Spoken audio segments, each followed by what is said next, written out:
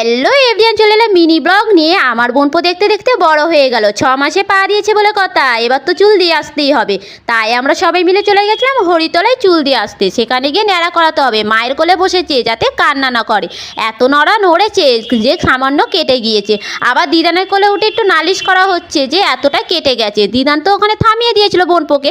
তারপরে আমার ছিল মানসিক, তাই পুকুরে নেমে গেছিলাম স্নান করার জন্য। তারপরে পুকুর থেকে উঠে এবার আমাকে গন্ডি কাটতে হবে। আমি কেন একা গন্ডি কাটবো, সাথে আমার সবাইকে নিয়েছিলাম। মানে না, গন্ডি কাটার জন্য না, সবাই যাতে আমার সাথে 3 পাক ঘোরে ঠাকুর মন্দিরে।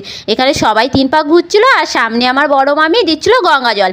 এখানে আমি গন্ডি কাটা কমপ্লিট করার পর চলে গেছিলাম ড্রেস চেঞ্জ করে বোনপোর কাছে।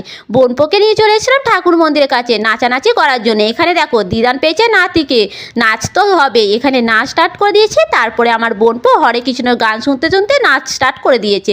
এখানে ভিডিওটা থাক, ভালো লাগলো অবশ্যই লাইক কমেন্ট শেয়ার, এন্ড চ্যানেলটিকে সাবস্ক্রাইব করে